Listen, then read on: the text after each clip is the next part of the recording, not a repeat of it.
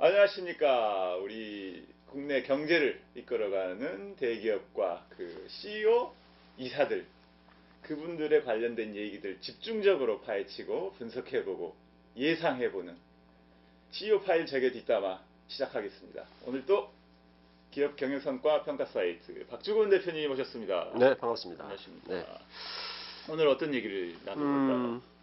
3월 달이 보통 이제 주총 외에는 재계 이슈가 별로 없는 그렇죠. 기간이고, 저도 이제 다른 언론사에서 전화들을 봤는데 뭐 기사거리 없나요? 뭐 이런 식인데 큰 건이 하나 터졌어요. 어제 지난주에 지난주에 호텔 신라 주주총회가 있었지 않습니까? 예. 있었는데 주주총회 주총 시즌이죠. 주총 시즌이잖아요. 하루 이틀 전에 그 호텔 신라 사장인 이부진 사장이 프로포폴 상습 투약 뭐 혐의로 뉴스타파에서 이제 기사를 터뜨리는 바람에 그게 이번 주까지 지금 계속 일파만파로 지금 번지고 있는 상황이라서 그거 한번 짚어볼까 합니다.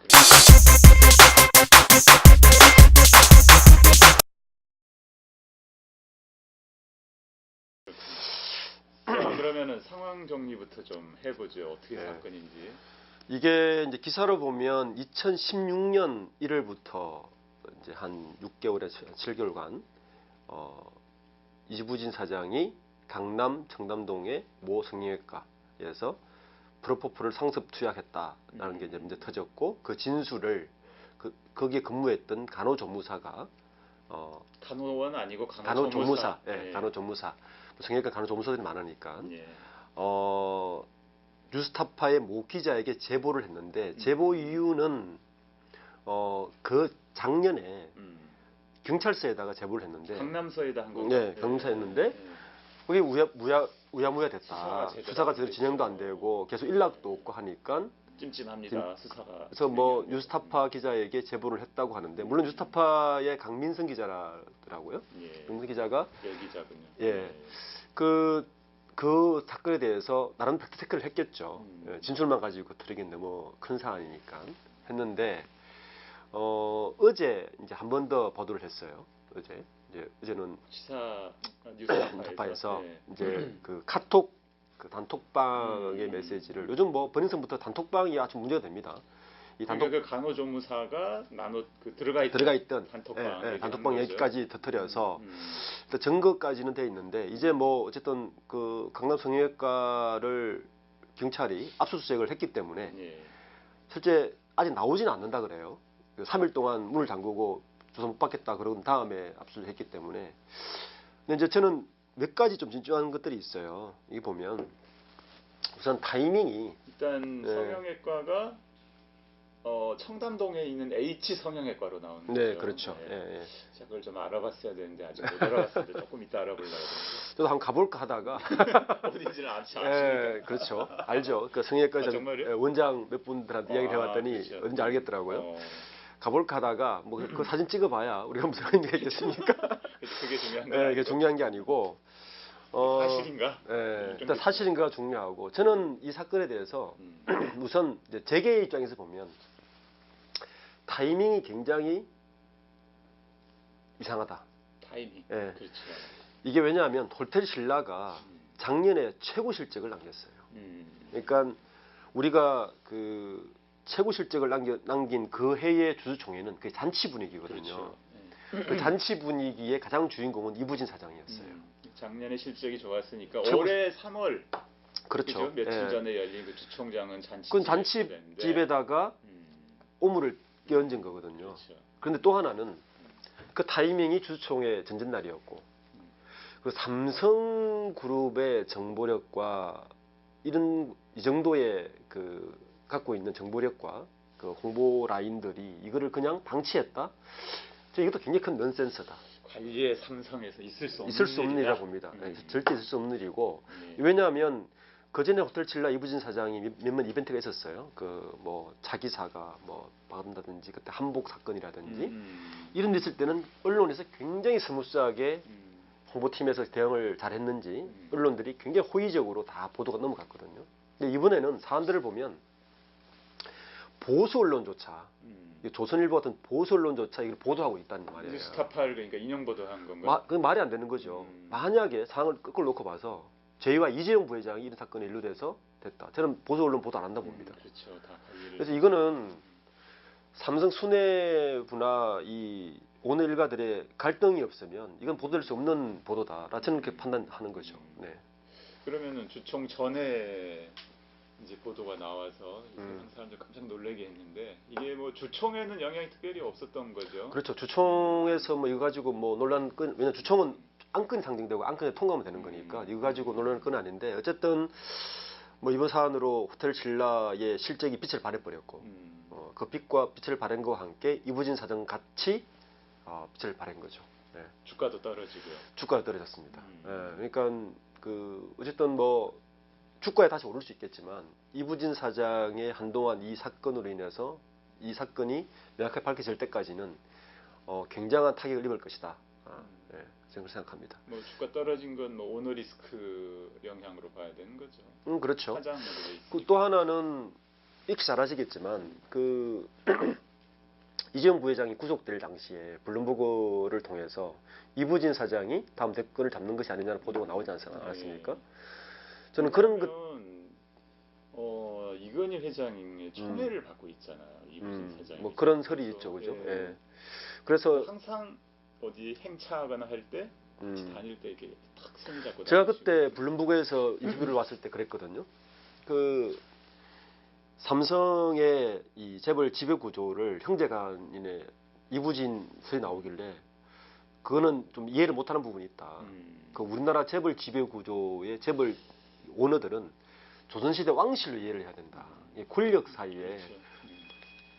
권력 사이에 그러니까 그게 우리나라 그 재벌의 생리를 잘 몰라서 이제 피상적으로 알고 이렇게 나온 보도일 수가 있죠. 그렇죠. 그러니까 이 형제 간 권력 다툼이 더 무서울 수도 있다. 우리가 늘 재벌들의 왕자의 난들이 나지 않습니까? 저는 어쩌면 조심스럽긴 하지만 그런 맥락에서 이 사건을 볼 수도 있다라고 이제 생각하는 거죠. 네. 그러면 최근 아까 실적이 신라 호텔, 호텔 신라 실적이 좋았다 그랬는데 어느 정도나 좋았나요? 지금 매출이 4조 3천억 이상 됐고요. 영업이익도 전년 비해서 굉장히 올랐습니다. 작년에. 이게 왜 또 중요하냐면은 우리가 사드 사태를 잘 알지 않습니까? 그러니까 중국의 사드 사태 이후에 관광객들. 호텔 신라와 호텔 롯데는 사실은 사람들이 이게 호텔을 생각하지만 전혀 아니에요. 면세점이 중요한. 유통업이 유통업. 전체 매출의 약 85%가 유통에서 발생합니다. 그 유통은 대부분 면세점 매출이죠. 우리나라 면세점 1위 매출은 이제 롯데 호텔이 한 2조 5천억 하고 호텔 신라가 지금 따라가고 있는 추세인데 사드 사태 이후에도 불구하고 매출이 최고 실적을 남겼다. 굉장한 경영자의 능력이라 봐야 되거든요. 그리고 그만큼 그 면세점 사업의 포트폴리오도 잘 구성되어 있고 매출이 양호하게 올라갔고 영업이익조차 좋다는 것은 이것은 뭐 경영자의 능력이라 봐야죠. 사드 배치로 인한 그 중국의 일종의 보복성, 그 뭐 관광객이 감소하거나 이런 게 아직 충격이 완전히 회복된 게 아니잖아요. 아니죠. 그죠? 예. 그런데도 불구하고 이 정도 실적을 남겼다는 것은 그런 상황에서 사실은 굉장히 빛을 발할 수 있었는데 이번 사태로 그랬다는 것은 아쉬운 부분입니다. 그러면은 앞으로 이제 이 사건하고 이제 삼성그룹의 지배 구조에도 연관이 있을 수 있다는 얘기죠. 저는 있다고 보는 거죠. 왜냐하면 대법원 판결이 이재용 부회장이 대법원 판결이 언제 날지 모르겠지만 아마도 제가 예상할 때 그 이재용 부회장의 대법원 판결이 난과 동시에 무죄로 났다. 그럼 굉장히 빠르게 삼성그룹의 지배구조 개편이 일어날 겁니다. 마지막 이재용 중심으로 간다. 그렇죠. 이거죠. 이제 남아 있는 거는 삼성생명 지분이 제일 중요하거든요. 삼성생명 지분이 이건희 회장 지분 20%가 넘게 가지고 있는데 이 지분을 어쨌든 정려가 됐건 돌아가시면 상속이 됐건 할 건데 현재 20%를 법적으로 하게 되면 20%를 이재용 부회장이 가지고 있다는 거예요. 이건희 부회장. 아직 이건희 회장이 가지고 있는 거죠. 가지고 있죠. 그럼 지금은 삼성그룹 지배구조의 마지막 퍼즐이 삼성생명의 지분, 이건희 회장의 지분이 어떻게 갈 것인가가 사실은 이 전체 판도를 좌지우지하거든요. 왜냐하면 전자의 최대 주주가 생명이니까. 그러니까 20%를 만약에 상속이나 상속이 발생했을 때는 법적으로 하면 홍나희 여사가 가장 많이 가져가고 이부진, 이재용 부회장, 그다음에 이성현 이 3남매는 똑같이 동률로 가져간단 말이에요. 이 홍 여사가 1.5. 1.5. 나머지를 형제는 일시까지 가는 거죠. 예. 그러니까 3. 그런데 이제 4.5분의 1.5를 홍여사. 이재용 부회장이 3분의 1을 가져. 삼성그룹 전체의 지배권을 확고하게 가져가려면 이 삼성생명 지분을 가져와야 되는데 이제 그런 상황에서 굉장히 이제 여러 가지 고민을 많이 하겠죠. 그래서 그런 타이밍에 앞서서 이런 게 터졌다는 것은 저는 조금 불쌍하다. 근데 지금 이제 들어 누워 계신지 좀 거동을 하는지는 잘 모르겠습니다만 이건희 회장이 이런 사건을 인지하고 계실까요? 이번 이부진 정말 그게 상속에 영향을 그래야 상속을 영향을 미치는지를 이미지 타격은 이미지 타격을 준다는 것은 대외적인 신인도를 떨어뜨린다는 것이고 대외적인 신인도를 떨어뜨리는 것은 후계로서의 이미지에 큰 타격을 주기 때문에 큰 타격이라고 봐야 되는 거죠. 네. 그러면은 그러니까 삼성생명의 그러니까 상속분이 그러니까 이부진 사장에 대한 상속분이 줄거나 이번 그렇죠. 사건 영향으로 네. 뭐 영향을 받을 수 있다는 건가요? 그렇죠. 저는 일부 영향을 줄 수 있다. 그래요? 그 만약에 그 이건희 회장이나 그 어떤 거기서 의사결정을 할 때 뭐 저희와 이재용 부장이 많이 가고 그렇죠. 하는 영향을 줄 수 있다. 그래서 뭐 확실하게 그냥 이재용 부장이 어느 정도 뭐 진짜 장악하는 데는 이번 사건이 어쩌면 형제간이지만 호재다. 저는 이렇게 봅니다. 요번에 뉴스 보도들 나오는 거 보면 이제 문제가 된 그 마약성 약품 그게 이제 프로포폴이잖아요. 예. 그게 이제 약간 중독성도 있고 지금 우리나라에서는 이제 마약류로 이제 지정이 돼서 2011년부터는 이제 금지시키고 있는데 관리를 하고 있는데 네. 요번에 그 간호조무사 얘기를 들어보면은 그 2박스씩 네. 그러니까 한 박스에 이렇게 10개씩 들어있는데 보통 우리 이제 수면 내시경 같은 거 하면 그 한 개 한 개 정도 쓰는 것 쓰죠. 같더라고요. 예, 예. 그게 한 10cc 정도 들어있는 것 같은데 그거를 한 번에 2박스를 쓰는 경우도 있었다. 2박스. 그러니까 그 카톡 내용을 보면 민감한 게 이게 중독성이라는 게 완전히 그 카톡 내용에 들어가 있는 게 2라고 지칭하면서 이부진 사장을 주장했죠. 양이 늘어서 이거 가지고 모자라라는 내용이 나오니까 그렇지. 이건 중독을 나오죠. 이제 중독을 함정으로 의심하게 하는 그렇죠. 단서지 않습니까? 그리고 프로포폴이 이 중독 중에 가장 큰 정세 중에 하나가 우리가 보통 숨내쉬하고 하면 맞고 깨잖아요. 깨릴 때 다시 놓을 때 그때 쾌감이 뻑뻑돼요. 그래요. 예. 이게 깨려고 할 때 몽롱할 때 다시 넣어버린대요. 그때 그 느끼는 쾌감이 커서 그 중독이 된다고 이야기를 하더라고요. 근데 저는 보도를 보면서 만약에 보도가 사실이라면 2박스를 놓고 8시간에서 10시간 정도인가를 이렇게 자고 있었다고 이렇게 그런 경우가 있었다고 하더라고요. 근데 그렇다면은 8시간이라고 해도 완전히 그 일과 하루를 다 차지하는 건데 그렇죠. 그럼 회사 경영은 언제 하나요? 성과가 좋으니까. 성과가 좋았으니까 이거 좀 했을 수도 있나요? 약간 조금 자리 비워도. 예.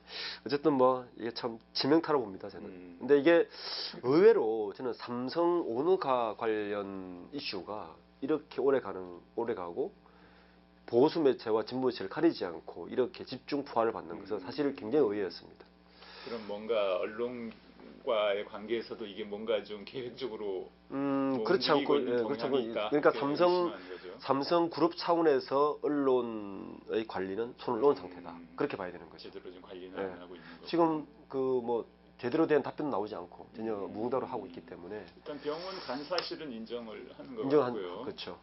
그다음에 이제 뭐 중독되거나 뭐 그런 건 아니다.